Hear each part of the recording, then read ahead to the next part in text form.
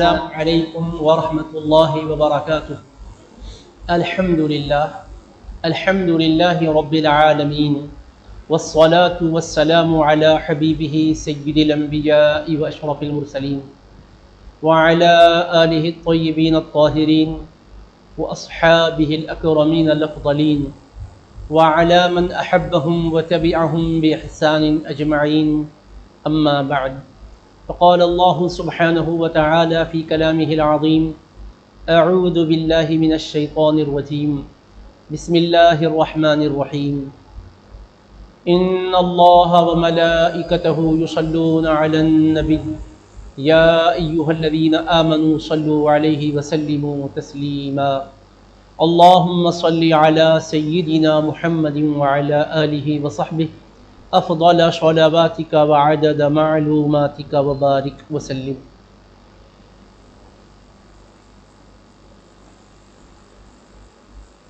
باب من صام رمضان ایمانا واحتسابا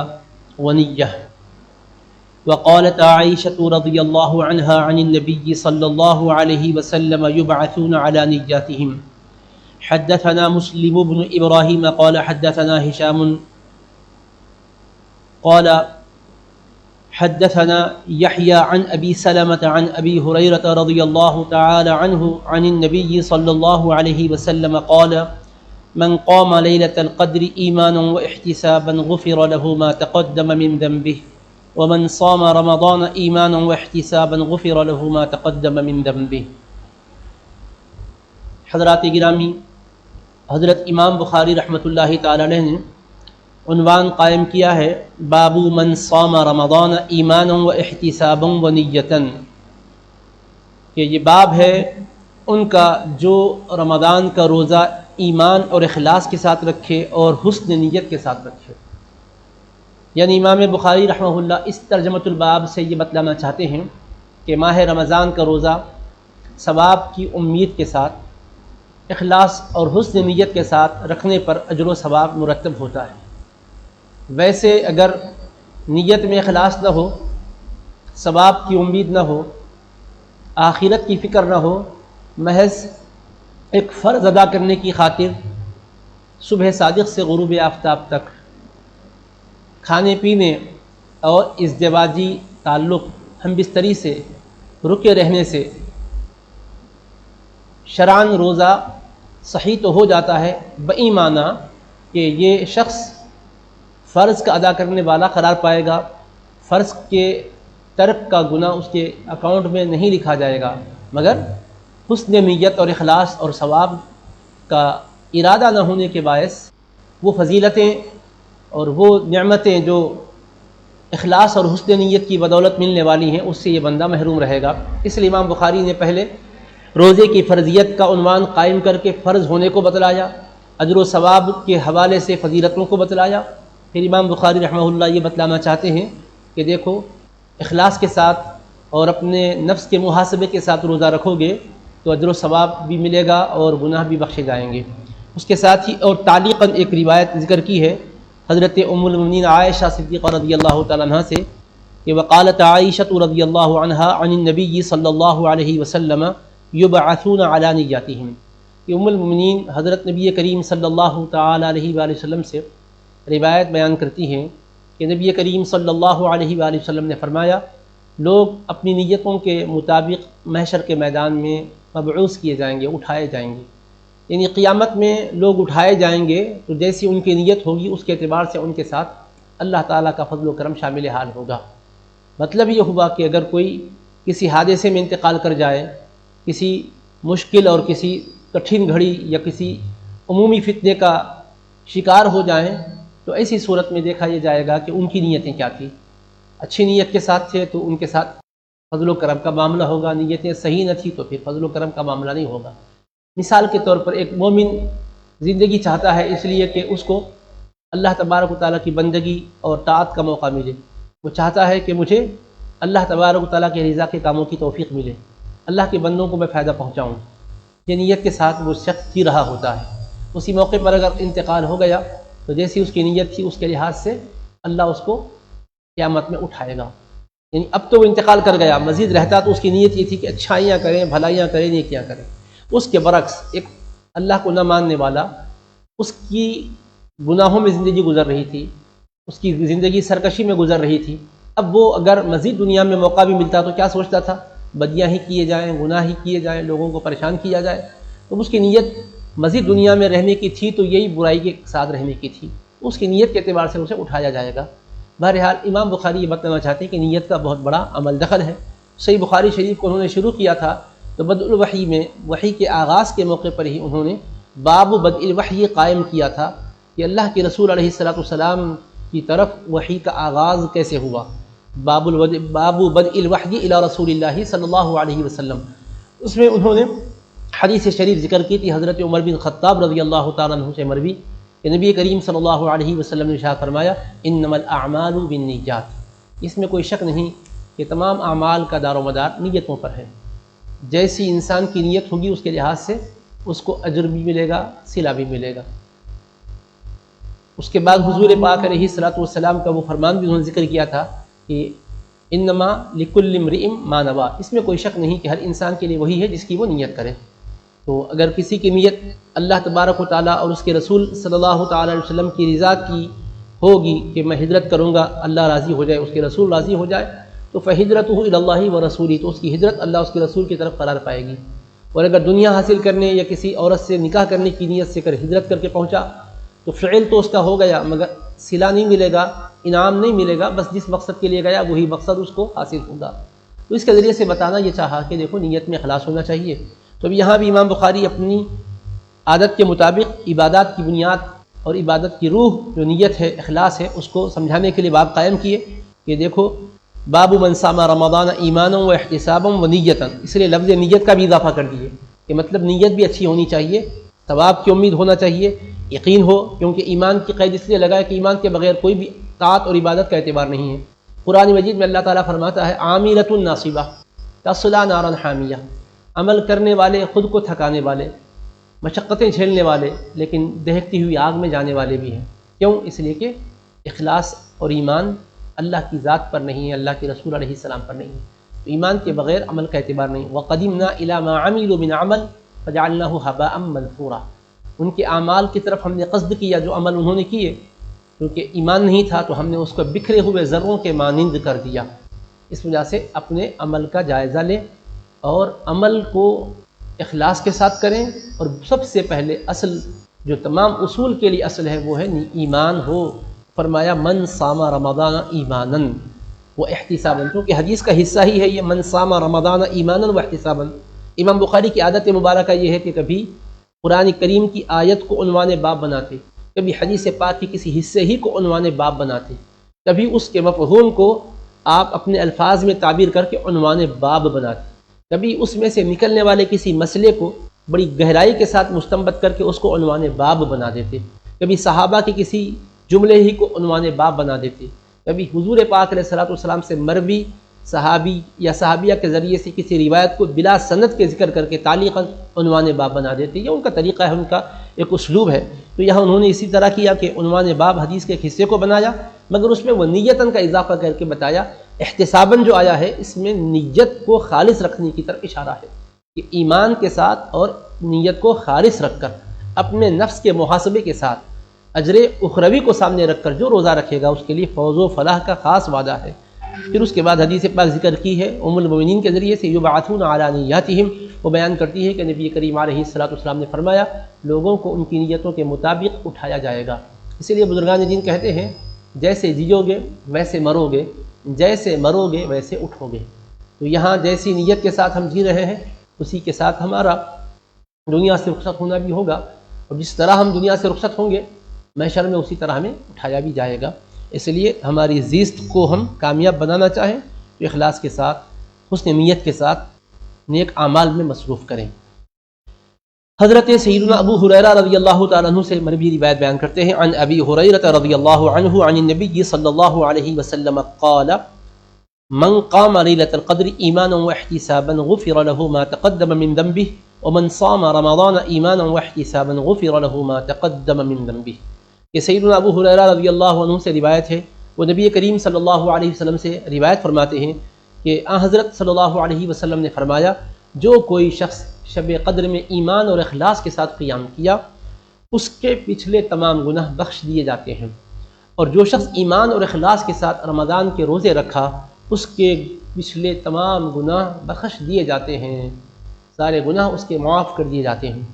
تو اس میں دو باتیں ہیں، ایک تو قیام لیلۃ القدر ہے، دوسرا صیام رمضان ہے، اور ہر دونوں کا اجر ایک ہی بتلایا گیا، غفر له ما تقدم من ذنبه غفر له ما تقدم من ذنبه، کہ جو لیلۃ القدر میں قیام کرے۔ حضور علیہ الصلوۃ والسلام نے من قام فی لیلۃ القدر نہیں فرمایا، من قام لیلۃ القدر، ایک ہے لیلۃ القدر میں قیام کرنا، لیلۃ القدر میں فی اگر آپ فرماتے تو مطلب یہ ہوتا کہ اس میں کچھ دیر کے لیے کھڑے ہو گئے، لیکن قامہ کو آپ نے ذکر کیا، لیلۃ القدر کو اس کا مفعول بنایا، اس میں فی کو آپ نے ذکر نہیں کیا، تو اس سے معلوم ہوتا ہے کہ یہ قیام پوری رات پر محیط ہو تو اور زیادہ اجر و ثواب ہوتا ہے، ورنہ کچھ حصہ بھی رات کا قیام میں گزارا جائے تو ثواب سے خالی نہیں ہے، مگر حضور علیہ السلام اپنے اس اسلوب کلام سے امت کو ابھار رہے ہیں کہ عام راتوں کی طرح شب قدر کو گزارا نہ جائے، بلکہ کوشش اس بات کی جائے کہ قیام رات کے کچھ حصے میں نہ ہو، رات بھر قیام ہو، اور قیام میں صرف کھڑا رہ کر نماز پڑھنا ہی نہیں ہے، مراد طاعت میں قیام ہو، بندگی میں قیام ہو، کچھ دیر تو آپ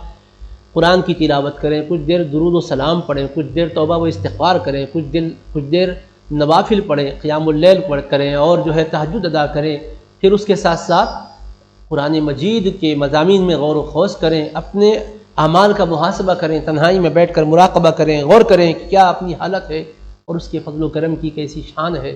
اس میں انسان کو ایک سوئی ملتی ہے اور اللہ تبارک و تعالیٰ کی طرف رجوع اور انابت کا اس کو خاص فیض اور حصہ نصیب ہوتا ہے۔ تو من قام لیلۃ القدر ایمانا واحتسابا غفر له ما تقدم من ذنبه، کہ جو اخلاص کے ساتھ ثواب کی امید میں پوری دل کی کیفیت اور لگن کے ساتھ، پورے انہماک اور پورے ذوق اور شوق کے ساتھ، پوری جستجو کے ساتھ لیلۃ القدر کا ایمان اور اخلاص سے قیام کرے تو اس کے سارے گناہ جو پچھلے ہیں معاف کر دیے جاتے ہیں، غفر له معاف کر دیے جاتے ہیں اس کے ما تقدم من ذنبه، وہ جو گزر چکے اس کے گناہ۔ ومن صام رمضان ایمانا واحتسابا، اور جو رمضان کے روزے رکھے ایمان اور اخلاص کے ساتھ، ثواب کی امید کے ساتھ اور اپنے نفس کے محاسبے کے ساتھ، یعنی ایسا نہیں کہ صرف روزہ رکھ رہے ہیں ایک رسمی طور پر، بلکہ اپنے نفس پر نظر بھی ہو کہ روزے سے میں کیا پا رہا ہوں، تنہائی میں بھی غور کرنا چاہیے، مجمع میں بھی غور کرنا چاہیے، روزے کو محفوظ رکھنا چاہیے، طاعت و بندگی کی کیفیت میں ایک سرور بھی ہو اور ایک اپنے اندر ندامت بھی کیفیت بھی ہو، توفیق پر خوشی ہو اور اپنی کوتاہی پر ندامت ہو۔ اسی لیے آپ غور کر رہے ہوں گے کہ امام بخاری رحمہ اللہ اپنے کتاب مبارک کے پڑھنے والوں کو، اپنی کتاب مبارک کے پڑھنے والوں کو یہ فکر دے رہے ہیں کہ اخلاص ہو اور رجوع اللہ ہو، صرف مضامین ہی آپ کے علم میں نہ آئیں بلکہ اس کے ساتھ ساتھ اپنا محاسبہ بھی کیا جائے۔ اس لیے امام بخاری رحمہ اللہ نے اپنی سند کے مطابق ان روایت کو ذکر کیا اور یہ بھی یاد دلایا کہ دیکھو رمضان کے روزے رکھ رہے ہیں تو پچھلے سارے گناہ بخشش جائیں گے، یہ خوشخبری کو سن چکے، تو روزوں سے تو یہ چیز مل رہی ہے، شب قدر میں بھی یہی مل رہی ہے، لہٰذا کیا ضرورت ہے، یہ نہ سمجھو اپنے جتنے بھی گناہ بخشے جا رہے ہیں اگر بالکل گناہوں سے پاک بھی ہو گئے آپ، تب بھی آپ کو ضرورت ہے کہ بخشش خدا کی پاؤ۔ بخشش گناہوں کی جو ہوتی ہے، ایک تو یہ ہوتی ہے کہ صغیرہ گناہ معاف کر دیے جاتے ہیں، دوسرا ہے کہ کبیرہ گناہ ہلکے کر دیے جاتے ہیں، توبہ کی توفیق دے دی جاتی ہے۔ صرف یہی نہیں ہے بلکہ درجات کی بلندی بھی ہوتی ہے۔ جس کے اکاؤنٹ میں گناہ نہیں ہے، جس کا پورا نام اعمال صاف ستھرا ہو چکا، پاک ہو چکا، روشن منور ہو چکا، اب اس کے لیے بھی مغفرت کی ضرورت ہے۔ اللہ کی مغفرت ایک بہت بڑا انعام ہے، اس کی ہر حال میں بندے کو ضرورت ہے، اس میں درجات کی بلندی بھی ہے، مزید ارتقاء کی منزلوں پر فائز ہونا بھی ہے، اللہ تبارک و تعالیٰ کی قربتوں سے مالا مال ہونا بھی ہے۔ اس لیے ہم گناہ کر کے بھی شرمندہ نہیں۔ کیا تھے وہ لوگ کہ گناہ بھی نہ کیا اور پشیمان رہے؟ ان کا حال یہ تھا کہ وہ احتساب میں اپنے ہر عمل سے یہی محسوس کرتے تھے کہ ہمارا عمل اس کی بارگاہ کے لائق نہیں ہے، محض اس کی کرم نوازی پر ہمیں نظر رکھنی چاہیے، اپنی کوتاہی کا ہر لمحہ ہمیں احساس ہونا چاہیے۔ اب اس کے بعد امام بخاری رحمہ اللہ نے ایک مزید عنوان قائم کیا، وہ ہے کہ یہ ایک باب ہے اجود ما کان النبی صلی اللہ علیہ وسلم یکون فی رمضان، کہ نبی کریم صلی اللہ تعالی علیہ وسلم سب سے زیادہ سخی، اپنی شان مبارک کی سخاوت سے نوازا کرتے جس وقت ماہ رمضان میں آپ ہوتے، یعنی اجود ما کان النبی صلی اللہ علیہ وسلم، جس قدر نبی پاک علیہ السلام سخاوت کا جلوہ دکھاتے، ان میں سے سب سے زیادہ جلوہ سخاوت آپ کا اس وقت آپ دکھاتے جبکہ ماہ رمضان میں آپ ہوتے۔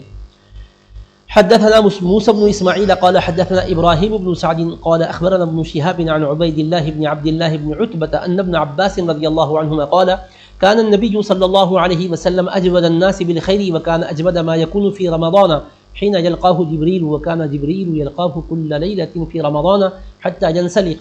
يعرض عليه النبي صلى الله عليه وسلم القرآن فإذا لقيه جبريل كان أجود بالخير من الريح المرسلة۔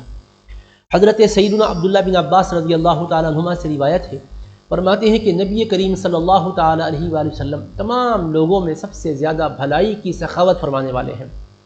حبیب پاک علیہ السلام خیر کے ذریعے سے سخاوت اور کرم فرمانے میں تمام انسانیت سے بڑھ کر ہے۔ یہاں شارحین حدیث نے یہ نقطہ بیان کیا ہے کہ نبی کریم علیہ السلام اجود الناس ہے، تمام انسانوں سے بڑھ کر سخاوت فرمانے والے ہیں۔ صرف انسانوں ہی سے بڑھ کر نہیں، کانا اجود الخلق، حضور تمام مخلوق سے بڑھ کر جود و سخا فرمانے والے ہیں۔ وہ کانا اجود ما یکون فی رمضان، اور سب سے بڑھ کر آپ جود و سخا فرمانے والے اس وقت ہوتے جبکہ ماہ رمضان میں آپ ہوتے، یعنی رمضان میں آپ کی سخاوت اور بڑھ جاتی تھی۔ حین یلقاہ جبرائیل، جبکہ جبریل آپ علیہ السلام کی خدمت میں باریابی کے لیے حاضر ہوا کرتے تھے۔ وہ کانا جبرائیل یلقاہ کل لیلۃ فی رمضان، اور حضرت جبریل حضور علیہ السلام کی خدمت بابرکت میں رمضان کی ہر رات حاضر ہوا کرتے تھے، حتی ینسلخ، یہاں تک کہ رمضان گزر جائے، یعنی رمضان چاہے 30 دن کا ہو تو 30 راتیں آتے تھے، 29 کا ہو تو 29 راتیں آتے تھے۔ تمام رمضان کی راتوں میں جبریل امین کی سید المرسلین صلی اللہ علیہ وسلم کی خدمت میں حاضری ہوا کرتی تھی، اور حبیب پاک علیہ السلام ان سے قرآن مجید کا دور کرتے تھے، یعنی حضور ان کو قرآن سناتے تھے اور ان سے قرآن سنتے تھے۔ یہاں پر یعرض علیہ النبی صلی اللہ علیہ وسلم القرآن ہے، اور یہ بخاری شریف کی حدیث پہلے بھی گزر چکی، وہاں ہے فَيُدَارِسُهُ الْقُرْآنَ، کہ جبریل کے ساتھ حضور قرآن کا مدارسہ فرماتے تھے، یعنی قرآن کا دور فرماتے تھے۔ قرآن جبریل سے سنتے تھے، جبریل کو سناتے تھے، خود سناتے تھے اور ان سے سنتے تھے، قرآن کا دور ہوتا۔ یہ پورا معمول رہا ماہ رمضان میں۔ جیسے آپ نے سماعت کیا کہ ماہ رمضان میں روزے فرض کیے گئے سن 2 ہجری میں، تو گویا 2 ہجری سے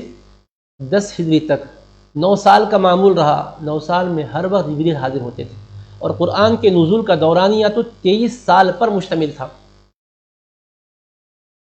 ہجرت سے پہلے 13 سال اور ہجرت کے بعد دوسرا سال 1.5 سال ہوا تھا نا، تو ہجرت کے 1.5 سال ملا لیجئے،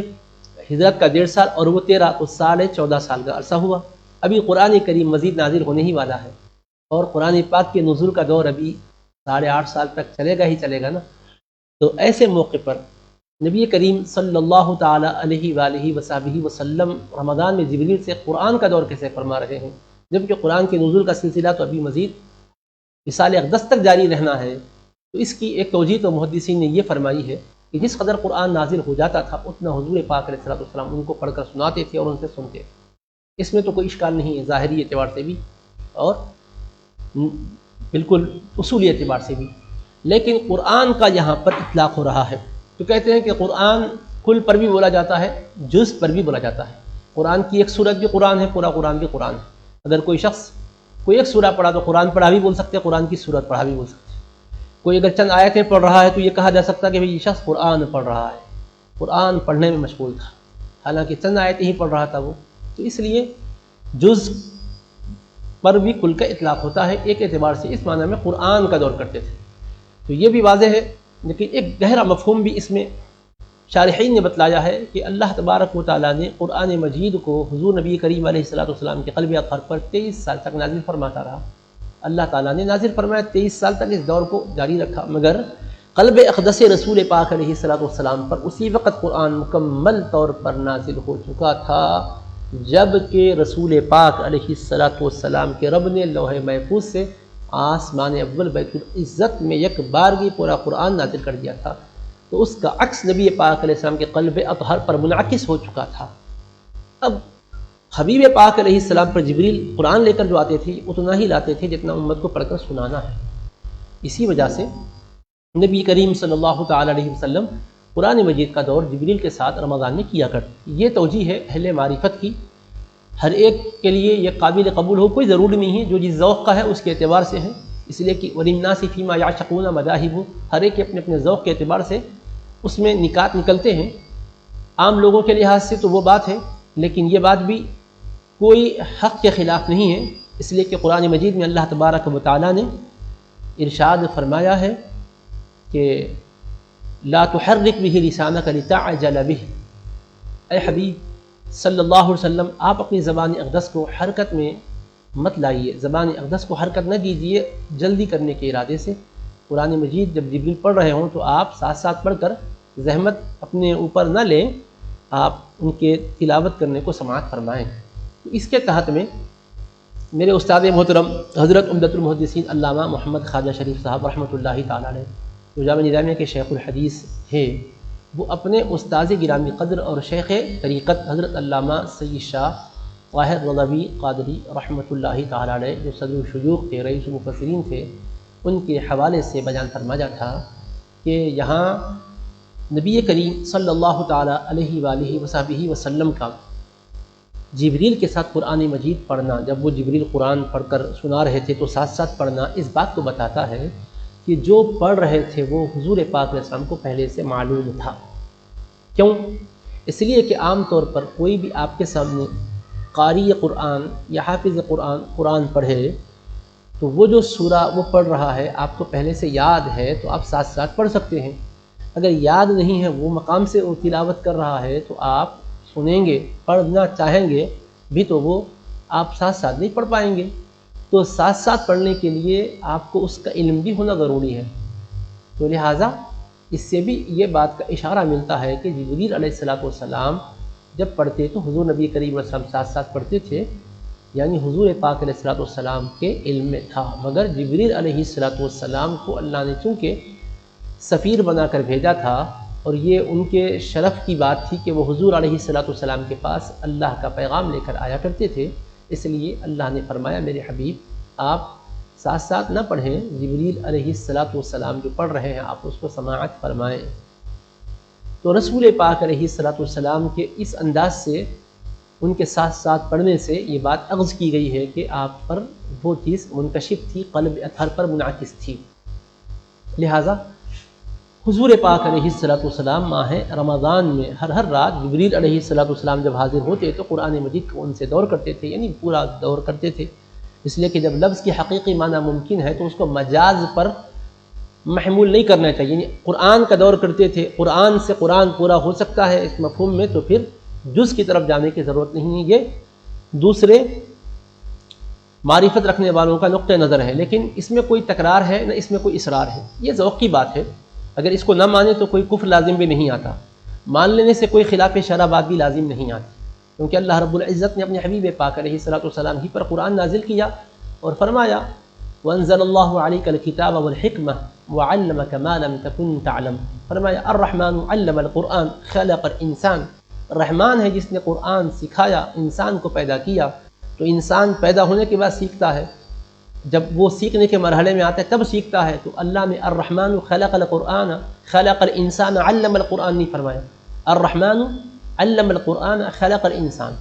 یعنی انسان کی تخلیق کا مرحلہ پہلے ہے، تعلیم قرآن کا مرحلہ بعد میں ہے. ہم پہلے پیدا ہوئے پھر شعور میں آئے تب تو قرآن پڑھ رہے ہیں، تب تو قرآن سیکھ رہے ہیں. ایسا تو نہیں ہے کہ ہم پیدا ہونے کے ساتھ ہی قرآن پڑھ رہے ہوں، مگر اللہ نے تعلیم قرآن کو تخلیق انسان پر مقدم کر کے بیان کیا. اس سے بھی اس بات کی تائید ہو سکتی ہے کہ اشارہ اس بات کی طرف ہے کہ عام لوگوں تم سیکھتے ہو دنیا میں آنے کے بعد، مگر میں نے اپنے حبیب پاک کو سکھا کر بھیجا ہے، پڑھا کر بھیجا ہے. یہ دنیا میں آ کر کسی سے سیکھے نہ کسی سے پڑھے ہیں. جبریل امین آئے ایک ہمارے حکم کی تعمیل میں، ورنہ ہمارے حبیب علیہ السلام جس وقت دنیا میں تشریف لائے تھے تب بھی تو انہوں نے اللہ کی کبریائی بیان فرمائی. کب جبریل نے آ کر ان کو سنایا تھا؟ انہوں نے اللہ تبارک و تعالیٰ کی حمد و ثنا بیان کی تھی. بلکہ یہی نہیں، اس بخاری کی ابتدائی حدیث میں بھی خود اشارہ ہے کہ سرور کونین علیہ السلام نزول قرآن سے پہلے غار حرا میں جاتے تھے. وَكَانَ يَخْلُو بِغَارِ حِرَا فَيَتَحَنَّثُ فِيهِ وَهُوَ التَّعَبُّدُ اللَّيَالِيَ ذَوَاتِ الْعَدَدِ، کہ حضور علیہ السلام غار حرا میں خلوت اختیار کرتے تھے اور اس میں تحنث یعنی چند راتوں تک حضور عبادت اللہ کی کیا کرتے تھے. جبکہ عبادت کے احکام تو آئے نہیں، پھر حضور پاک عبادت کیسے کر رہے ہیں؟ یعنی مطلب یہ ہوا کہ اللہ تبارک و تعالیٰ نے حبیب پاک کے قلب اطہر پر معارف کھول دیے تھے کہ اللہ کی کیسے بندگی کی جائے، اللہ کو کیسے یاد کیا جائے۔ اس سے اس بات کو بھی آپ سمجھ سکتے ہیں کہ حضور علیہ السلام معراج میں جب گئے تھے تو اللہ تعالیٰ نے حضور علیہ السلام پر فریض نماز معراج میں امت کے لیے عطا فرمایا۔ تو حضور علیہ السلام جب جا رہے تھے تو جاتے جاتے بیت المقدس میں انبیاء کی امامت فرمائے، جیسا کہ صحیح مسلم میں بھی حدیث پاک ہے کہ نماز کا فحانت الصلاۃ فاممتہم، نماز کا وقت آیا تو میں نے انبیاء کی امامت فرمائی۔ تو نماز پڑھا رہے ہیں حضور، حالانکہ بھی تو نماز تو آپ کو ملنے والی ہے، تو معلوم ہوا کہ وہ امت کو بتلانے کے لیے دی جا رہی ہے۔ ابرا حضور کی ذات اطہر وہ عرفان حق بھی رکھتی تھی، طریقۂ صلاۃ کو بھی جانا کرتی تھی۔ تو یہ بات بھی اس کی طرف ہمارے لیے دلیل بن سکتی ہے جو بات ہم کہہ رہے ہیں کہ نبی کریم علیہ السلام کی جود و سخا کی شان بہت زیادہ ہوتی، بطور خاص رمضان میں، اور رمضان میں بھی اس وقت جب کہ جبریل علیہ السلام حاضر ہوتے اور وہ قرآن کریم کا حضور پاک علیہ السلام کے ساتھ دور کیا کرتے۔ فَإِذَا لَقِيَهُ جبرائیل، جب آپ کے پاس جبریل لقاء کے لیے، ملاقات کے لیے آتے تو کان اجود بالخیر من الریح المرسلہ، تو حضور علیہ السلام خیر اور بھلائی کے سلسلے میں اس قدر جود و سخا فرماتے کہ آپ کی جود و سخا ریح مرسلہ سے بھی زیادہ ہوتی، یعنی نفع رسانی کے لیے بھیجی گئی ہواؤں سے بھی زیادہ حضور خیر و بھلائی کی سخاوت فرمایا کرتے۔ جو ہوائیں چلتی ہے، بادلوں کو ہانکتی ہے، بادلوں سے بارش برستی ہے، تو ساری انسانیت کو کیا بلکہ تمام مخلوقات کو، تمام جانوروں کو فائدہ پہنچتا ہے۔ تو اس کے ذریعے سے یہ سمجھایا جا رہا ہے کہ حضور پاک علیہ السلام کی سخاوت اس ہوا سے بھی زیادہ ہوتی جو ہوائیں نفع رسانی کے لیے چلتی تھیں، بارش کے پیغام کو لے کر چلتی تھی، خوشخبری کے پیغام کو لے کر چلتی تھی، جیسا کہ ارشاد الہی ہے وَمِنْ آیَاتِهِ أَنْ يُرْسِلَ الرِّيَاحَ مُبَشِّرَاتٍ، اور اس کی نشانیوں میں سے یہ ہے کہ وہ ہواؤں کو بھیجتا ہے خوشخبریاں سنانے کے لیے۔ تو ہوائیں جو نوید لے کر آتی ہے، خوشخبری لے کر آتی ہے، مسرتوں کی خبریں لے کر آتی ہے، حیات انسانی کے لیے، حیات نباتاتی کے لیے پیغام لے کر آتی ہے، کیونکہ پانی سے ہی سب کی حیات وابستہ ہے۔ وَجَعَلْنَا مِنَ الْمَاءِ كُلَّ شَيْءٍ حَيٍّ، اور ہم نے پانی سے ہر شے حی کو رکھا ہے، ہر زندگی کی، ہر ایک زندگی کی، ہر زندگی پانے والے کی زندگی پانی سے جوڑ دی گئی ہے، اور وہ ہوائیں پانی لاتی ہے تو سب کی ضرورتیں اس سے وابستہ ہے۔ تو اس سے بڑھ کر حضور کی سخاوت ہوتی۔ اجود کا لفظ آیا ہے اور اوپر بھی اجود الناس کا لفظ آیا ہے۔ اس کے لیے امام عینی نے بتلایا ہے کہ جود کا مطلب ہے اعطاء ما ينبغي لمن ينبغي، ہر ایک کو اس کی مناسبت سے عطا کرنا، یہ جود ہے۔ جس کی جو ضرورت ہے اس کو اس کی ضرورت کے مطابق دینا، یہ ہے جود، سخا۔ یعنی رسول پاک علیہ السلام کی کرم نوازی سامنے والے کی حاجت کے لحاظ سے ہوتی، مطلب کسی کو کھانے کی ضرورت ہے کھانا کھلاتے، پانی کی ضرورت ہے پانی پلاتے، کسی کو کھجور کی ضرورت ہے کھجوروں سے سرفرازی ہوتی ہے، اور کوئی روحانی ترقی چاہتا تو روحانی ترقی کے لیے عنایتیں متوجہ فرماتے، علم کا طلبگار ہے علم عطا کرتے، ہدایت کا طلبگار ہے ہدایت کی ترسیل فرماتے۔ اللہ تبارک و تعالیٰ کے حبیب کی سخاوت حسی بھی ہوتی، معنوی بھی ہوتی، ظاہری بھی ہوتی، باطنی بھی ہوتی، جسمانی بھی ہوتی، روحانی بھی ہوتی، ہر جہت سے حضور جود و سخا فرمانے والے، اس لیے کہ سب سے بڑھ کر کرم نواز کے محبوب ہیں، تو رب چاہتا ہے کہ میرے حبیب کے ذریعے سے کائنات کے تمام مسائل حل ہوں، لوگوں کی حاجتیں پوری ہوں۔ تو کانا اجود الناس، ساری انسانیت میں سب سے بڑھ کر جود و سخا فرمانے والے، چونکہ تمام مخلوق میں انسان افضل اور اشرف ہے، اسی لیے جب اشرف میں سب سے بڑھ کر حضور سخی ہے تو غیر اشرف میں تو بدرجے اولا سخی ہے، تو مطلب یہ ہوا کہ ساری کائنات میں سب سے بڑھ کر سخاوت کرنے والے۔ تو یہ امام بخاری رحمہ اللہ نے ماہ رمضان کا تذکرہ کیا، رمضان کے روزوں کے سلسلے میں بتلایا، تو ساتھ ساتھ یہ بھی بتایا کہ رمضان میں خوب سخاوت کیا کرو۔ دیکھو اپنے حبیب پاک علیہ السلام کس قدر سخاوت فرمایا کرتے، کیونکہ امتی اپنے نبی پاک علیہ السلام کا متبع ہو، مطیع ہو، فرمانبردار ہو، سرور کونین علیہ السلام کے صفات کی آئینے کے اندر دیکھے اور اپنے اندر وہ صفات کا عکس لینے کی کوشش کرے،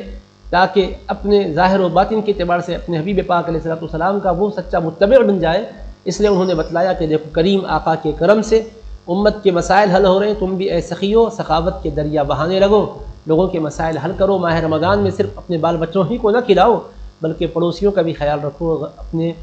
رشتہ داروں کا خیال رکھو، متعلقین کا خیال رکھو، پڑوسیوں کا خیال رکھو، دیگر لوگوں کی ضرورتوں کا خیال رکھو، تاکہ وہ لوگ بھی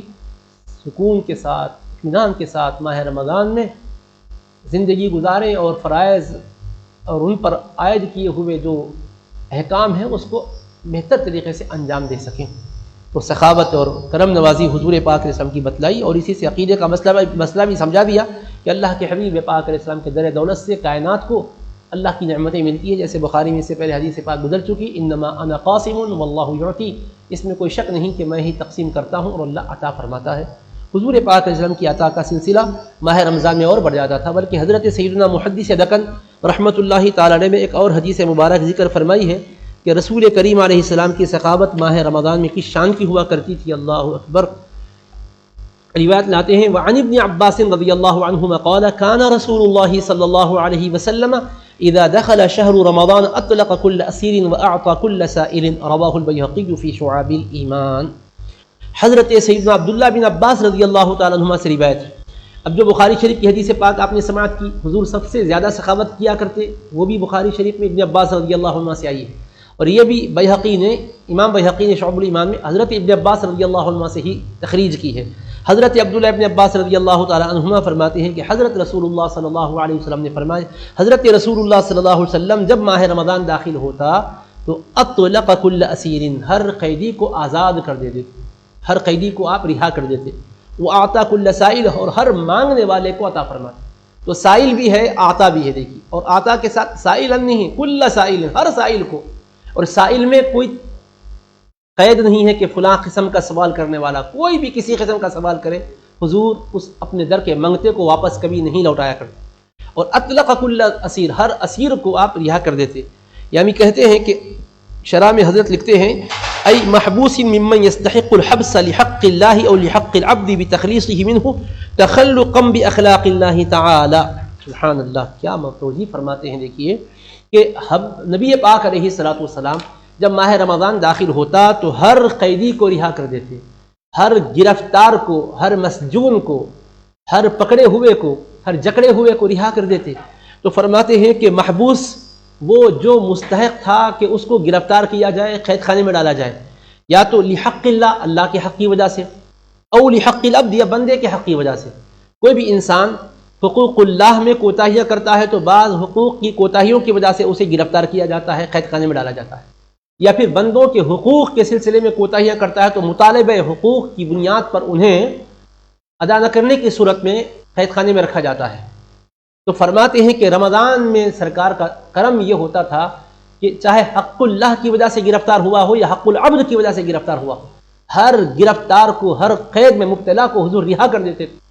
اب کہتے ہیں کہ حق اللہ میں جو گرفتار ہوا اس کو کیا کرتے تھے؟ بتخلیصہ منہ تخلقا باخلاق اللہ تعالی۔ حضور نبی کریم علیہ السلام اللہ کے اخلاق کے پیکر ہیں، صفات الہیہ کے مظہر کامل ہیں، اور اللہ تبارک و تعالیٰ کے حبیب علیہ الصلوۃ والسلام نے فرمایا، جیسے اس میں ہی حدیث پاک گزری ہے کہ اللہ تبارک و تعالیٰ کیا کرتا ہے، ماہ رمضان میں کس طرح کرم فرماتا ہے۔ اللہ تبارک و تعالیٰ کے حبیب علیہ السلام نے خود بتلایا کہ للہ عتقاء من النار، اللہ تبارک و تعالیٰ کا فضل یوں شامل حال ہوتا ہے کہ وَلِلَّهِ عُتَقَاءُ مِنَ النَّارِ وَذَلِكَ كُلَّ لَيْلَةٍ، ترمذی شریف کی حدیث گزر چکی، اللہ تبارک و تعالیٰ کی طرف سے دوزخ سے بندوں کو رہائی ملتی ہے، اور رمضان کی ہر رات ایسا ہوتا ہے۔ تو حضور اللہ کی اس صفت کا جو مظہر ہے تو اس کی وجہ سے کیا کرتے تھے، حق اللہ میں گرفتار کو بھی آپ اللہ کی طرف سے چونکہ اختیار رکھتے ہیں کہ اس کو چھوڑ دیتے تھے، جا میں نے معاف کر دیا۔ جب حبیب کہتے ہیں میں نے معاف کر دیا تو اللہ فرماتا حبیب جب آپ معاف کر چکے تو میں بھی معاف کر دیا، حالانکہ گرفتار ہوا تھا حق اللہ کی وجہ سے۔ اللہ کا حکم آئے تو چھوڑنا چاہیے، مگر حبیب جانتے ہیں کہ میرا رب مجھے اتنا چاہتا ہے کہ میں اگر اس کو چھوڑوں تو رب بھی چھوڑ دے گا، تو اس کو حضور رہائی عطا کر دیتے۔ اور بندے کے حق کی وجہ سے اگر گرفتار ہوا تو اس کو بھی رہا کر دیتے تھے حضور۔ کیوں؟ اس لیے کہ اگر حضور کسی بندے کے حق میں مبتلا کو رہا کریں تو کس کو مجال ہے کہ حضور سے کیوں رہا کیا کر کے پوچھیں۔ حضور اس کی حاجت پوری کرتے تھے کہ کس حق کی وجہ سے گرفتار ہوا، تمہارا قرضہ باقی تھا اس لیے گرفتار ہوا، جاؤ قرضہ میں عطا کرتا ہوں، اس کو چھوڑ دو۔ اس طرح حضور پاک علیہ السلام کرم فرمایا کرتے۔ تو اللہ کے حبیب علیہ الصلوۃ والسلام کی کرم نوازی دیکھیے گا، پھر وہ آتا کل سائل، ہر قسم کے مانگنے والے، ہر قسم کے سوال کرنے والے کی جھولیاں بھر دیتے تھے رسول پاک علیہ السلام۔ امام بخاری اس حدیث پاک کے ذریعے سے آپ کو ہم کو سمجھا رہے ہیں کہ ماہ رمضان میں سخاوت خوب کی جائے، ہر ایک اپنی اپنی حیثیت کے مطابق کرے، اور یہ بات بھی یاد رکھیے سخاوت کا تصور صرف زکوٰۃ اور صدقہ فطر کے حد تک محدود نہ رہا کرے، بلکہ نفل صدقات بھی کیا کریں، عطیات بھی کیا کریں، اور اللہ کے نیک بندوں کے لیے تحائف پیش کیا کریں، اور ضرورت مندوں کے لیے پیش کیا کریں، جیسا بھی اپنے سے ہو سکتا ہے۔ کچھ نہیں تو دو بول کر بھی کسی کی مدد کی جا سکتی ہے، خیر کے جذبات کے ذریعے سے بھی کسی کے لیے بھلائی کا پروگرام بنایا جا سکتا ہے۔ اس کے ساتھ امام بخاری رحمۃ اللہ تعالی علیہ کے اور بخاری میں دیگر ابواب بھی انشاءاللہ ہے، مگر چونکہ وقت بھی کافی ہوتا جا رہا ہے، سوالات کو بھی ہمیں لینا ہے، میں ایک اور باب کے بعد انشاءاللہ تعالی درس کو مکمل کروں گا۔ باب من لم يدع قول الزور والعمل به في الصوم، یہ باب ہے کہ جو روزے میں جھوٹ بات اور اس کے اوپر عمل کرنا نہ چھوڑے، اس کے لیے کیا وعید ہے۔ اب تک تو فضائل بیان ہو رہے تھے نا، اب حبیب پاک علیہ الصلوۃ والسلام کے اس ارشاد کو سنا رہے ہیں جس میں وعید بھی آئی ہے کہ روزے کی برکتیں یہ ہے کہ آدمی کے سارے پچھلے گناہ معاف ہو جاتے ہیں۔ روزے کی برکت یہ ہے کہ اللہ تبارک تعالیٰ خود صلہ اپنے دست اقدس سے عطا کرتا ہے، بلکہ یہ انعام ہے کہ خود اللہ بطور صلہ فرماتا ہے میں خود اس کا صلہ ہوں، یعنی تمام عبادتوں کی جزا جنت ہے اور روزے کی جزا خود خالق و مالک جنت ہے۔ کتنا بڑا انعام ہے۔ اور پھر ریان کے دروازے سے انہیں گزارا جاتا ہے، وہ دروازہ جس کے ذریعے سے سیرابی ہوتی ہے، اس کے لیے اس سے ان کو جنت میں داخل کیا جاتا ہے۔ یہ سب فضیلتیں تھیں۔ اب فرماتے ہیں کہ دیکھو یہ روزے میں کیا تقاضے ہیں کہ جس کو نظر انداز کرنے پر روزہ بالکل ضائع ہو جاتا ہے، بھوک اور پیاس کے سوا کچھ نہیں ہوتا۔ کہتے ہیں حدیث پاک بیان کرتے ہیں حدثنا آدم بن ابی ایاس حدثنا آدم بن ابي اياس قال حدثنا ابن ابي ذئب قال حدثنا سعيد المقبري عن ابيه عن ابي هريره رضي الله عنه قال قال النبي صلى الله عليه وسلم من لم يدع قول الزور والعمل به فليس لله حاجه في ان يدع طعامه وشرابه، کہ حضرت ابو ہریرہ رضی اللہ تعالیٰ عنہ سے روایت ہے، وہ نبی کریم صلی اللہ تعالیٰ علیہ وآلہ وسلم سے روایت بیان کرتے ہیں کہ نبی کریم صلی اللہ علیہ وسلم نے فرمایا جو شخص جھوٹ بات کہنا اور اس کے اوپر عمل کرنا نہ چھوڑے تو اللہ کو کوئی پرواہ نہیں ہے کہ وہ اپنا کھانا چھوڑ دیا ہے اور اپنا پینا چھوڑ دیا ہے۔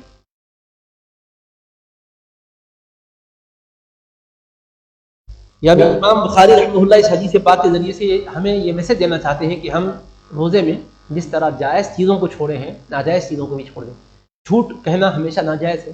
اور غلط کام کرنا ہمیشہ ناجائز ہے، تو نیکی کے سلسلے میں جہاں فضائل حاصل کرنا ہے وہاں رذائل اور بری خصلتوں سے بچنا بھی ضروری ہے۔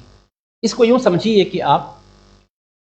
ایک ایئر کنڈیشن ہے، ٹھنڈی ٹھنڈی ہوائیں آتی ہے، مگر اس کے لیے کھڑکیاں بھی بند کرنا ضروری ہے، دروازے بھی بند کرنا ضروری ہے۔ اگر کھڑکیاں اور دروازے کھلے رہیں گے تو ٹھنڈی ہوا آئے گی مگر وہ ٹھنڈک نہیں پہنچے گی۔ تو روزے کے ذریعے سے رحمت کی ٹھنڈی ہوائیں آتی ہے، مگر غیبت کی کھڑکی کو بند کرنا ضروری ہے، چغلی کے دروازے کو بند کرنا ضروری ہے، درو گوئی کے دروازے کو بند کرنا ضروری ہے، منکر اور خلاف شرع کاموں کے دروازے کو بند کرنا ضروری ہے۔ ہم ان دروازوں کو بند کریں گے پھر روزے سے ٹھنڈک محسوس کریں گے اور قرب الہی کی ٹھنڈی ہوائیں آئیں گے، ان ہواؤں کے جھونکوں میں پھر آپ ایسے مست ہو جائیں گے کہ واہ کیا کہنے، طیبہ سے ہوا جب آتی ہے بے کل کو سکون مل جاتا ہے، اس پار کا جب یہ عالم ہے اس پار کا عالم کیا ہو۔ وہ ٹھنڈی ٹھنڈی ہوائیں ملتی ہے، اس لیے روزہ گرا نہیں گزرتا، اس میں لطف و مزہ آتا ہے۔ اور حقیقت یہ ہے کہ ہمارے محدث دکن رحمۃ اللہ علیہ نے تمثیلاً فرمایا دیکھو صاحبو، اگر آپ بغیر نیت کرے کہ صبح سے کھانا پینا چھوڑ دو، 10 بجے حال کیا ہو جاتا آپ کا، دیکھو پریشان ہو جاتے آپ، گھر میں جی ناشتے میں تاخیر ہو گئی تو طبیعت دیگرگوں ہو جاتی، لیکن روزے میں جب نیت کر کے آپ ہم کھانے پینے سے رک رہے ہیں تو شام تک طبیعت میں بحالی رہتی۔ کیوں صاحب؟ تو ارشاد فرماتے ہیں کہ صاحب وہ ظاہری جو غذا تھی اس کو روک دیا گیا اور آپ کو نہیں معلوم باطنی غذا آپ کو دینا شروع کیا ہے۔ تو باطنی غذا روزے میں ملتی ہے، اس کی وجہ سے روح کو سکون ملتا ہے، بدن کو وہ روح سنبھال لیتی ہے۔ اس لیے روزے کی بہت بڑی شان ہے، فرماتے ہیں کہ اس کے اندر کوئی غلط کام خلاف شرع کام نہیں ہونا چاہیے، اور اللہ کو کوئی حاجت نہیں، اللہ کو حاجت ہوگی بھی کیسے، وہ تو بے نیاز ہے۔ تو یہاں حاجت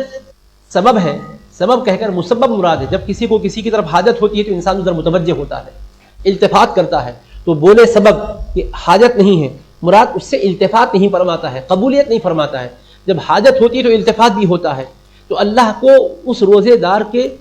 بھوکے پیاسے رہنے کی کوئی ضرورت نہیں ہے کا مطلب ضرورت ہوتی ہے تو دیکھتا ہے، اللہ اس کو دیکھتا ہی نہیں ہے، اللہ نظر رحمت ہی نہیں فرماتا ہے، اللہ کو کوئی پرواہ ہی نہیں، پرواہ بھی نہیں کرتا۔ جب آدمی کو کسی کی سے حاجت ہوتی ہے تو پرواہ کرتا ہے، اہتمام کرتا، اللہ اس کو اہمیت ہی نہیں دیتا، یعنی اللہ کے پاس وہ قدر کے لائق ہی نہیں بنتا۔ اس لیے اپنے روزے کو پاک صاف رکھنے کی ہمیں کوشش کرنا ہے۔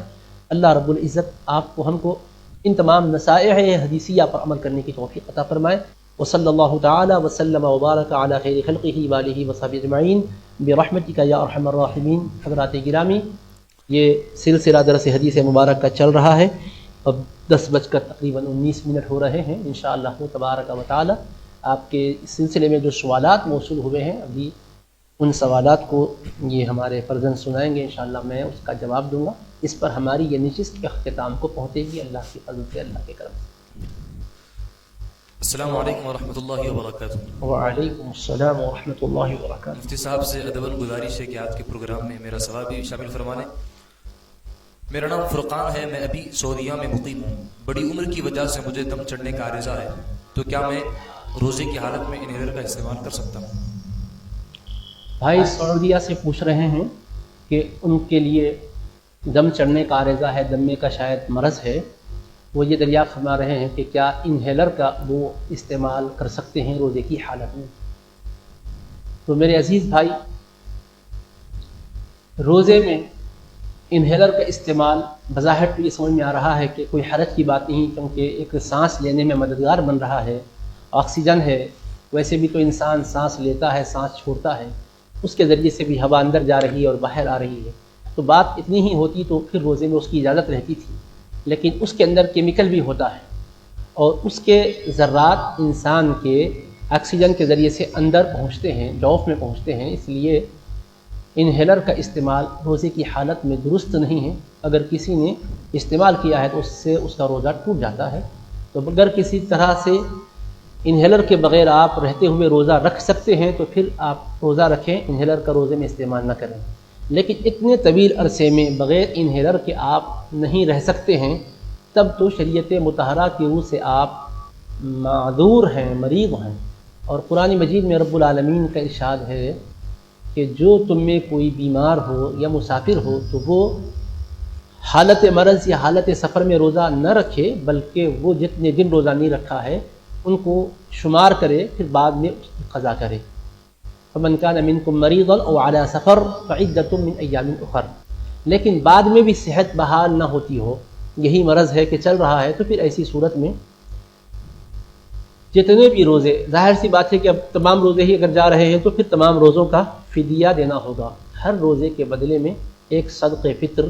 دینا ہوگا۔ قرآن مجید میں ہے فدیۃ طعام مسکین، ایک فدیہ یعنی ایک مسکین کو، ایک غریب کو 2 ٹائم کا کھانا پیٹ بھر کر کھلانا، جس کا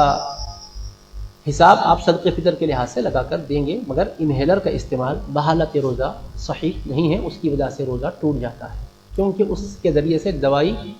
ذرات اندر پہنچتے ہیں، کیمیکل جو لیکوڈ ہے اس کے اندر۔ السلام علیکم ورحمۃ اللہ وبرکاتہ۔ یہ صاحب نے اپنا نام ذکر نہیں کیا ہے، کہتے ہیں کہ 3 سال سے بینک میں فکسڈ ڈپازٹ ہے،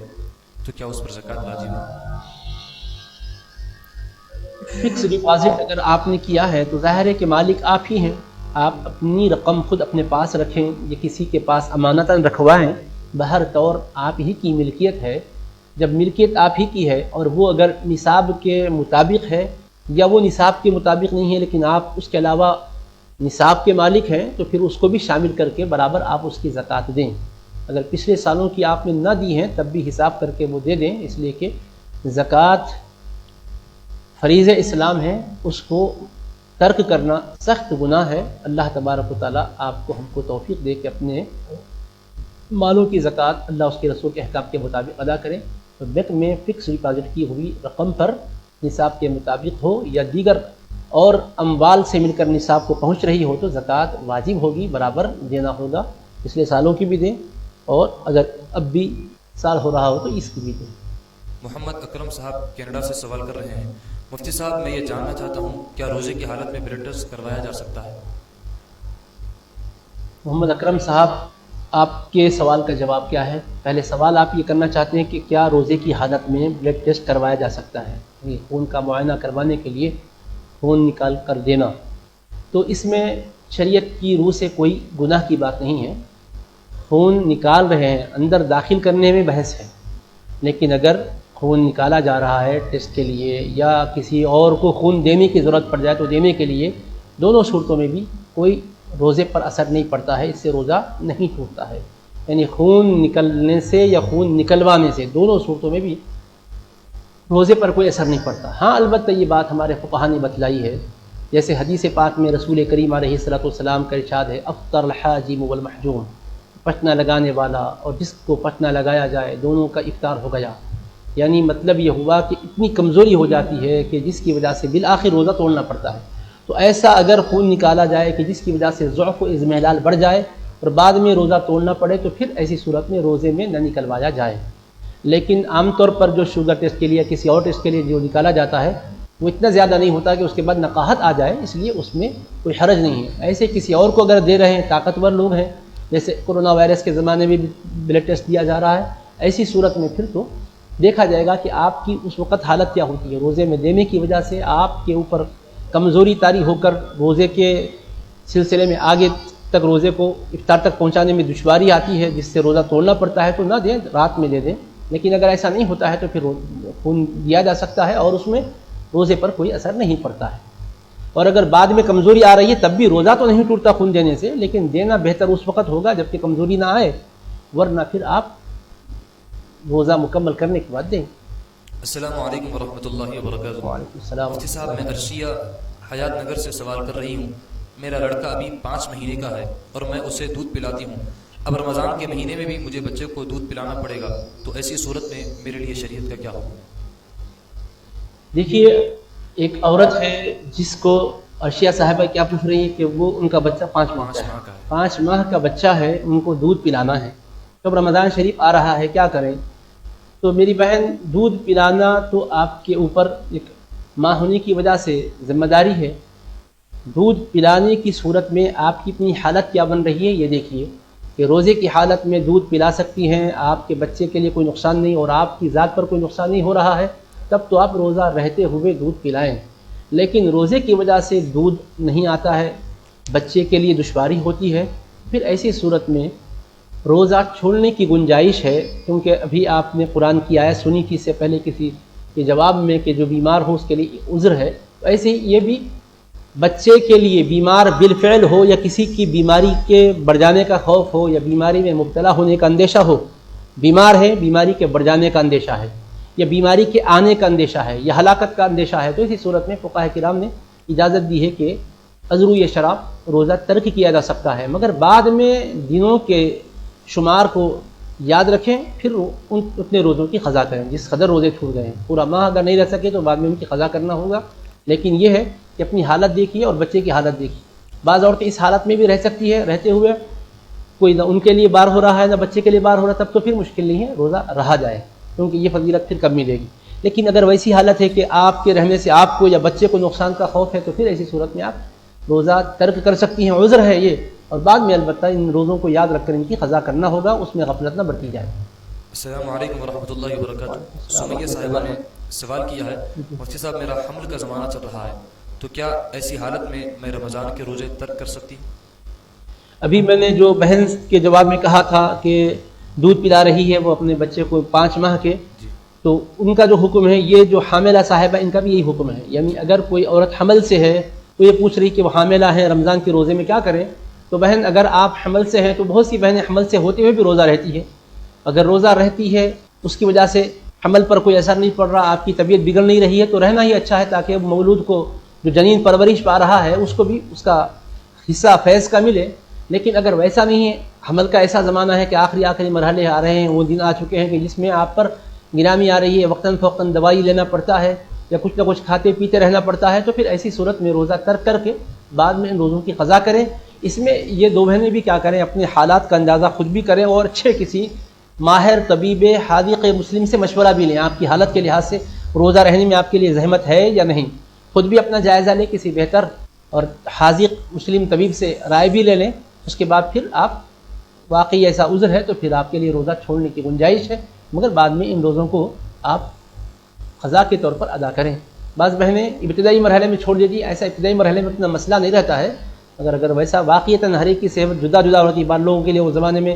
بیڈ ریسٹ لکھ دیتے ہیں، حالت ان کی دیگرگون رہتی ہے، تو ہر ایک کے حسب حال ہوتا ہے. ہر حاملہ یکساں اس کی حالت نہیں ہوتی، اسی لیے ہر دودھ پلانے والی کی حالت یکساں نہیں ہوتی. تو ان دونوں کے سلسلے میں بھی بنیادی بات یہی ہے کہ اگر واقعی کوئی اندیشہ ہے تو ٹھیک ہے، ورنہ پھر روزے کو رکھیں، بعد میں قضا کی بھی ضرورت نہیں ہے. اگر نہیں رہ سک رہی ہیں تو پھر بعد میں قضا کرنا ان کے لیے ضروری ہے، بطور قضا کے وہ روزے رکھنا ضروری ہے، اس سے ان کو چھٹکارا نہیں ہے. اللہ تبارک و تعالیٰ سے ہم دعا کرتے ہیں کہ پروردگار اپنے حبیب پاک صلی اللہ تعالیٰ علیہ وسلم کے وسیلے سے ہمارے اس درس مبارک کو قبول فرمائے، اور جتنے لوگ جہاں جہاں سے سن رہے ہیں، دیکھ رہے ہیں، سوالات کر رہے ہیں، جوابات حاصل کر رہے ہیں، سب کو اللہ برکتوں سے مالا مال فرمائے۔ اے کرم کرنے والے، اے رحم کرنے والے مالک و مولا، مقدس اور متبرک مہینے کی آمد ہے۔ اے اللہ تو اپنے کرم سے، اپنے حبیب پاک کے وسیلے سے اس مبارک مہینے کی ہمیں قدر کی توفیق عطا فرما۔ اے اللہ یہ ایک آزمائش میں ہم مبتلا ہیں کہ جو جوش و خروش کے ساتھ سابقہ سالوں میں ماہ رمضان میں روزے تو رکھے کہ تراویح جس طرح پڑھی گئی، اب اس طرح کے مواقع نہیں مل پا رہے۔ مساجد میں وہ جو اجتماع ہوتا اور حرمین کریمین میں جو حاضری ہوا کرتی، تیرے اور تیرے حبیب کے دربار میں حاضری کی جو سعادتیں ملتی، اور وہاں روزہ کھلتا، وہاں سحر ہوتی، وہاں افطار ہوتا، وہاں نمازیں ہوتی، اور پھر مختلف دنیا کے ہر مقام پہ جہاں جہاں تیرے بندے آباد ہیں، یا اللہ تیرے گھروں کو آباد کرتے۔ رمضان میں ایک عجیب جوش اور خروش ہوتا تھا کہ عام لوگ بھی مولا نیک لوگوں کے زمرے میں شامل ہو کر مسجدوں کو آباد کرتے تھے۔ کبھی نوافل پڑھے جا رہے، کبھی قرآن پڑھا جا رہا ہے، کبھی درود پڑھا جا رہا ہے، کبھی سلام پڑھا جا رہا ہے۔ اے اللہ یہ ایک ابتلا کی وجہ سے لاک ڈاؤن کا سلسلہ دراز ہو چکا۔ میرے مولا تجھ سے ہماری عاجزانہ التجا ہے کہ پروردگار اس ابتلا کو اٹھا لے۔ اے اللہ تیرے حبیب پاک علیہ السلام کے وسیلے سے ہمیں 5 وقتہ نمازیں اور تراویح اور قیام اللیل، جماعت، جمعہ، عیدین سب اہتمام سے ادا کرنے کی توفیق عطا فرما۔ اے اللہ یا ارحم الراحمین اس ابتلا کا خاتمہ فرما دے، اس وبا کو پوری دنیا سے اٹھا لے۔ اے اللہ ہم جانتے ہیں یہ ساری چیزیں ہمارے گناہوں کی نحوستوں کی وجہ سے ہیں۔ اے اللہ تجھ سے ہماری التجا ہے کہ ہمارے صغیرہ کبیرہ دانستہ نادانستہ تمام گناہوں کو تو معاف فرما۔ اے اللہ تو بڑا ارحم الراحمین ہے، اے اللہ تو اکرم الاکرمین ہے، اے اللہ تو رحمان الرحیم ہے۔ اے اللہ تیری صفت ہے، تو غفور ہے، تو رحیم ہے۔ عفو اور درگزر کرنا مولا تجھے پسند ہے۔ اللہ تو عفو اور درگزر کو پسند فرماتا ہے۔ مجرموں کو معاف کر دے، ہم خطا کاروں کو درگزر فرما دے، ہم سیاہ کاروں کو اے اللہ درگزر فرما دے۔ اے اللہ عبادت اور طاعت کی توفیق عطا فرما، تلاوت قرآن کی توفیق عطا فرما۔ اے اللہ اس ابتلا کی وجہ سے اگر گھروں ہی میں رہنا پڑ رہا ہے تو مولا اپنے گھروں کو ہم آباد کریں تیری عبادت سے، تیری تلاوت سے، تیرے کلام کی تلاوت سے، تیرے حبیب پر درود و سلام پڑھنے سے۔ یا اللہ تو توفیق عطا فرما۔ اے اللہ ایسا نہ ہو کہ مسجدوں میں نہیں آ سک رہے ہیں سمجھ کر ہم گھروں میں موبائلوں میں مصروف ہو جائیں، دیگر چیزوں میں مشغول ہو جائیں۔ اے اللہ اس طرح کی ہلاکت سے ہمیں تو بچا لے۔ ایک تو وبا کی وجہ سے مصیبت ہے، ایک ہمارے گناہوں کی اور مصیبت بن نہ جائے مولا تو کرم فرما۔ اللہ مصیبت سے بھی بچا، معصیت سے بھی بچا مولا۔ اے اللہ مصیبت کو بھی دور فرما، معصیت کو بھی ہم سے دور فرما، طاعت و بندگی کی توفیق عطا فرما۔ اے اللہ تیری ہدایت ہے، تیری مہربانی ہے، تیرا فضل ہے، تیرا کرم ہے، تیری ہی توفیق ہے۔ اے اللہ تیری بارگاہ کی ہدایت ہے کہ تیرے حبیب پاک علیہ الصلوۃ والسلام کی پیاری پیاری حدیثوں کے درس کی تو نے ہمیں عزت بخشی ہے مولا، اسے قبول فرما لے۔ جہاں جہاں سے ہمارے بھائی سن رہے مولا ان سب کی زندگی میں برکت عطا فرما۔ اے اللہ جن بہنوں کو یہ شرف مل رہا ہے سننے کا ان کی زندگی میں برکت عطا فرما۔ اے اللہ اے اللہ ہمارے محدث لقد رحمۃ اللہ تعالی علیہ نے لکھا ہے میلاد نامے اپنی کتاب کے اندر کہ ایسے ہی تعاون کا سلسلہ شروع ہو گیا تھا کسی علاقے میں، تو وہاں ایک بزرگ نبی پاک علیہ السلام کی سیرت طیبہ کی کتاب لکھ رہے تھے۔ جب جب آقا کی سیرت لکھتے اس دن ہلاکتیں نہیں ہوتی تھی، جس دن بھول ہو جاتی اس دن ہلاکتیں بڑھ جاتی تھی۔ اے اللہ اسی جذبے کے تحت ہم نے تیرے محبوب کی حدیثوں کے درس کو شروع کیا ہے مولا۔ ان بلاؤں سے وباؤں سے اے اللہ امت مسلمہ کی بطور خاص حفاظت فرما، تمام انسانیت کی حفاظت فرما۔ اے اللہ کوئی دن ہم سے ناغا نہ ہونے پائے تیرے حبیب پاک کی کوئی ایک تو بھی حدیث ہم سے پڑھنے کی توفیق، یا اللہ ایک حدیث سننے کی توفیق ہو، اس لیے کہ وہ تو سیرت طیبہ تھی، یہ تو تیرے محبوب کی حدیثیں ہیں میرے مولا۔ یقیناً بزرگوں نے لکھا ہے کہ بخاری شریف لے کر کوئی اگر کشتی میں سوار ہو گیا تو وہ کشتی غرق ہونے سے بچ جاتی ہے، بھنور میں نہیں پھنستی ہے مولا۔ اے اللہ تیرے حبیب پاک کی حدیث کی کتاب ہمارے سینے سے، یا اللہ ان کتاب حدیث کی کتاب کی برکت سے تیرے محبوب کی حدیث پاک کے صدقے میں مولا ہم سب کی زندگیوں میں برکت عطا فرما۔ اے اللہ ہم سب کی زندگی میں برکت عطا فرما، یا اللہ ہمارے فہم میں جو کمزوری ہے دور فرما۔ اے اللہ تیری بارگاہ سے اے اللہ تو فضل و کرم کی برسات فرما، تیرے حبیب پاک کو سچی محبت عطا فرما۔ اے اللہ تیرے محبوب پاک کی حدیثوں کو دیکھنے کا تو شرف بخشا ہے، یہ تیرا کرم، ورنہ یہ آنکھیں لائق نہیں تھی، لیکن یا اللہ ایسے موقع پر بھی تیرے حبیب کی حدیثوں کو دیکھ رہے ہیں، تیرے قرآن کی آیتوں کو دیکھ رہے ہیں، تیرا کرم، تیرا فضل، تیری عنایت مہربانی، یا اللہ نعمتوں سے میں محروم نہ فرما۔ یا اللہ کوئی بھی ہمارا لمحہ تیری اور تیرے حبیب کی یاد سے اے اللہ غفلت میں نہ گزرے، یا اللہ تو کرم فرما، اے اللہ تو فضل فرما، یا اللہ تو ہم پر رحم فرما۔ اے اللہ تمام سننے والے شرکت کرنے والے جس جس ملک سے جہاں جہاں سے بھی سن رہے ہیں، یا اللہ سب کی زندگی میں برکت عطا فرما، ہر بلا وبا اور بلا کو دور فرما۔ اے اللہ جو بے ان کی لاپرواہیاں کر رہے ہیں، توفیق دے ہمارے بھائیوں کو، بچوں کو کہ جیسا احتیاط کرنا ہے احتیاط کے ساتھ رہیں۔ یا اللہ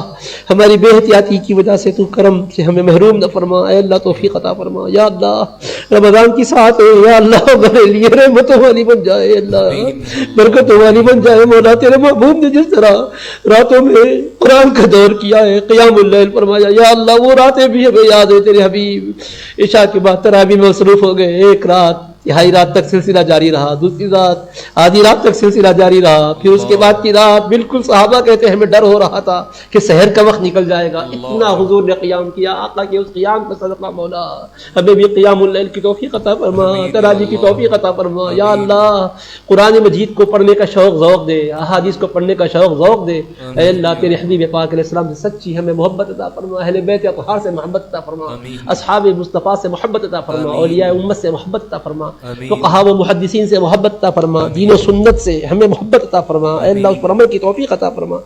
اے اللہ ہمارے بزرگوں کا ہم پر سایہ دراز فرما، ہمارے نوجوانوں کو رشد و ہدایت عطا فرما، اے اللہ بچوں کو آنکھوں کی ٹھنڈک بنا، اے اللہ ماؤں بہنوں کو سب کو اے اللہ فضل و کرم سے نواز دے، ہماری بہنوں و بیٹیوں کو یا اللہ اسلامی حیا اور حجاب کی پابندی کی توفیق عطا فرما، ہمارے نوجوانوں کو گمراہی سے بے دینی سے بچا لے، اللہ ہمیں بھی بد اخلاقی سے بچا لے، اللہ نیک اعمال کی توفیق عطا فرما، تیری رضا کی طلب میں ہمیں اے اللہ ہمیشہ مشغول رکھ مولا، دنیا کی طرف ہمارے سامنے نہ رہے، صرف تیری رضا اور تیرے حبیب کی رضا ہمارا مطلوب بن جائے، اے اللہ لوگوں کے دیکھنے کی وجہ سے ہمارے اندر رعونت نہ آئے، صرف تیری رضا اور تیری خوشنودی ہی ہمارے پیش نظر رہے مولا، تو کرم فرما۔ اے اللہ دل تو پلٹی کھاتے رہتا ہے، یا اللہ تو ہمارے دلوں کو اپنی طاعت پر جما دے، اپنے حبیب کی محبت پر جما دے، اے اللہ بھٹکنے نہ پائے، اے اللہ بدی کی راہ کی طرف ہمارا خیال بھی جانے نہ پائے، یا اللہ روزے کی 3 قسمیں 4 قسمیں بتائی ہے، عوام کا روزہ تو 3 چیزوں سے رکنا، کھانے پینے اس دیوالی تعلق سے، خواص کا روزہ اس کے ساتھ ساتھ گناہوں سے رکنا ہے، زبان اور عمل کے گناہوں سے رکنا ہے، پھر خواص ان میں کے بھی خاص لوگوں کا یا اللہ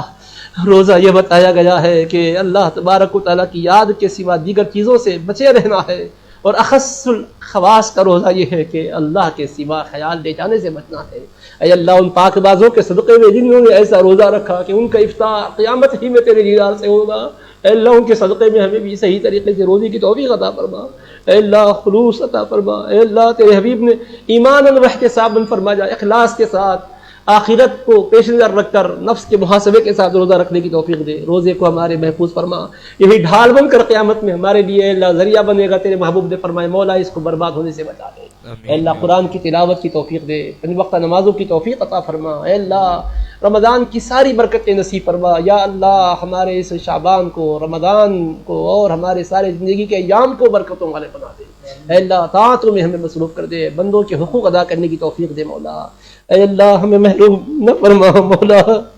تیرے حبیب پاک علیہ السلام کے دربار حاضری کے ہم لائق بھی نہیں ہیں، تیرے کرم سے تو حاضری کے مواقع عطا فرماتا رہا، یا اللہ یہ سلسلے موقوف نہ ہو، اے اللہ پھر سے تو گزاری فرما دے، اے اللہ دیار حبیب پاک میں انسان دیکھا ہے وہی ہم نے عیدیں کی ہے، یا اللہ وہ گھڑی